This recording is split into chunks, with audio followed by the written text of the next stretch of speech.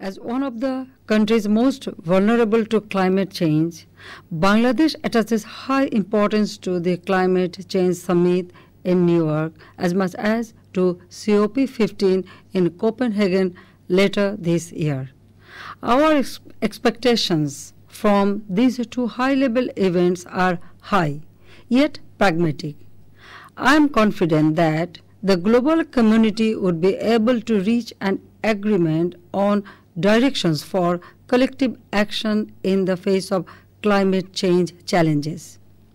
Though Bangladesh's contribution to climate change is negligible, it is one of its worst victims. Recent years shows Bangladesh traumatized with increased frequency and erratic pattern of floods, cyclones, droughts, weather conditions, and even earthquakes.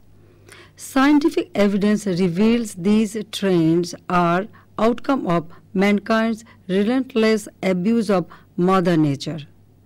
They have upset Bangladesh's development programs with budgeted resources diverted to humanitarian support.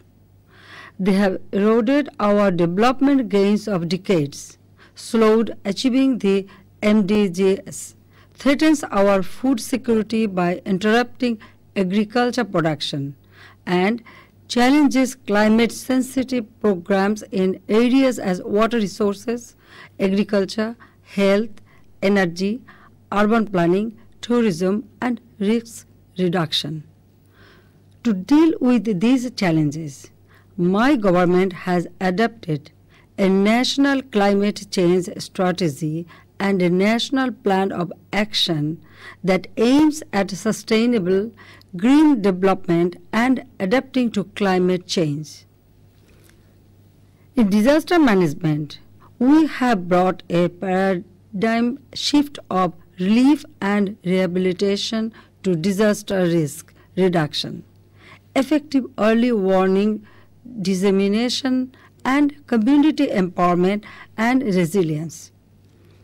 Bangladesh is willing to share its experiences in these areas with the international community.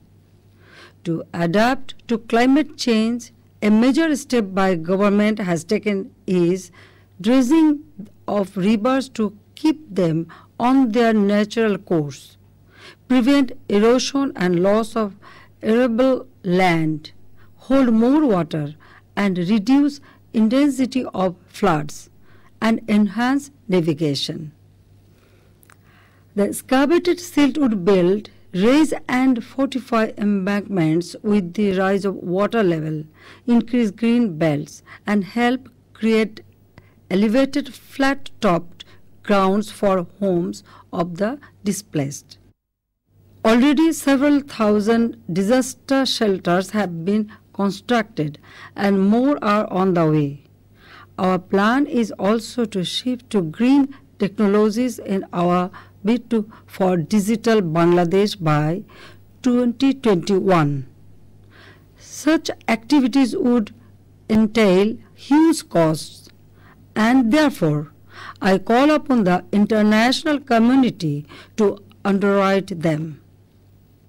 We have few days left for negotiating the final outcome of the Copenhagen conference.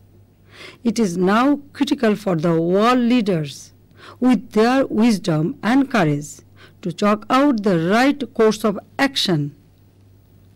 I reiterate what I have said on earlier occasions, that the Copenhagen outcome must include provisions for assured, adequate, predictable, and easily accessible funding mechanism for adaptation, transfer of green technology, particularly to LDCs at an affordable cost, and binding specific cuts in greenhouse gas emission.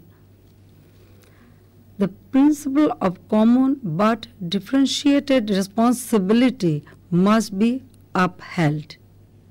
Only then shall we be able to realize a green global economy where sustainable livelihoods of all peoples of the world would remain ensured. I thank you all. Joy Bangla, Joy Bangabandhu, may Bangladesh live forever.